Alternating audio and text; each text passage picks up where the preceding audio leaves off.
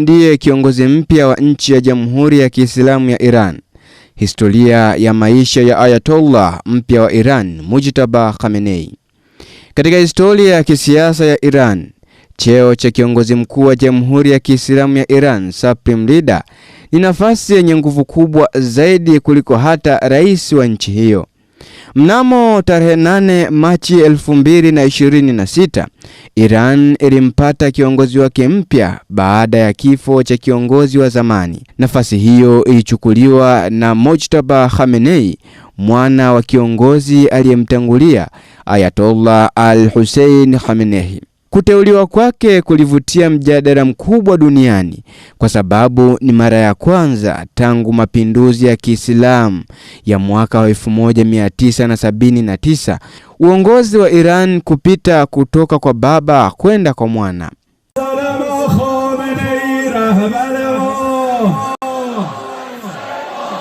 Mujtaba Khamenei alizaliwa tarehe 8 Septemba ya mwaka wa 1969 mjini Tehran, Iran. Baba yake alikuwa al-Hussein Khamenei, aliyekuwa kiongozi mkuu wa Iran kwa zaidi ya miaka 30 baada ya kumlisi Ruhollah al-Khamenei mwaka wa 1989. Kutokana na familia yake kuwa ya ushawishi mkubwa wa kidini na kisiasa, Mujtaba alikulia katika mazingira ya kisiasa, dini na mapinduzi ya Kiislamu ambayo yalibadilisha kabisa nchi ya Iran. Familia yake inaheshimika sana katika jamii ya Waislamu na madhehebu ya Shia, na hilo ndilo lilimpa Mujtaba nafasi ya kupata elimu ya juu ya kidini mapema. Baada ya kumaliza masomo ya awali, Mujtaba alisoma katika seminari za kidini za QOM, mojawapo ya vituo vikubwa vya elimu ya Kiislamu duniani. Katika semina hizi alijifunza fikhi, yani sheria ya Kiislamu, tafsiri ya Qur'an, historia ya Kiislamu, siasa za Kiislamu.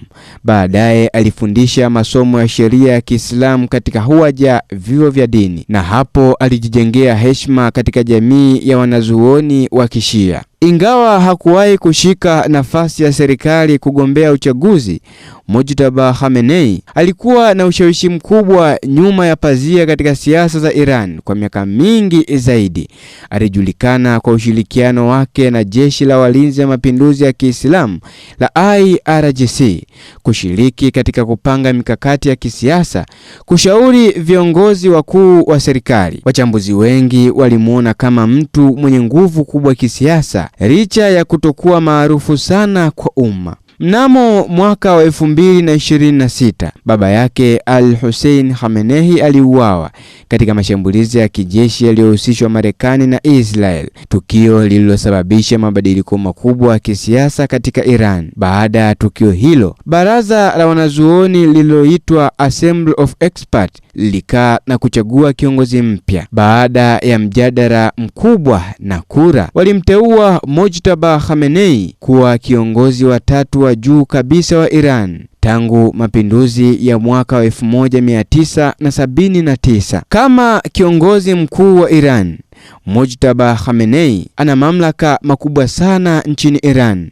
Majukumu yake ni pamoja na kuongoza jeshi la Iran, kusimamia sera za usalama wa taifa, kumteua mkuu wa mahakama, kusimamia vyombo vikuu vya serikali, kuongoza sera za kidini na kisiasa kote nchini. Kwa ufupi, yeye ndiye mtu mwenye mamlaka makubwa zaidi nchini Iran kuliko hata rais. Uongozi huu wa Mujtaba Khamenei umeanza katika kipindi kigumu sana kwa Iran. Changamoto zake ni pamoja na migogoro ya kisiasa Mashariki ya Kati, vikwazo vya kiuchumi kutoka mataifa ya kimagharibi, migogoro ya kijeshi na nchi zinazopingana na Iran, pamoja na mjadala wa ndani kuhusu urithi wa kisiasa. Wachambuzi wengi wanasema uongozi wake unaweza kuathiri kwa kiasi kikubwa mustakabali wa kisiasa za Mashariki ya Kati. Kwa kuhitimisha, historia ya maisha ya Mujtaba Khamenei inaonyesha jinsi mtu aliyekulia katika familia yenye nguvu ya kisiasa na kidini anaweza kufikia kufikia nafasi ya juu kabisa ya uongozi, kutoka mwana kiongozi wa mapinduzi hadi kuwa kiongozi mkuu wa Iran. Safari yake imekuwa na ushawishi mkubwa katika siasa za dunia. Sasa dunia inaangalia kwa makini kuona jinsi atakavyoiongoza Iran katika kipindi chenye changamoto nyingi za kisiasa na kiusalama.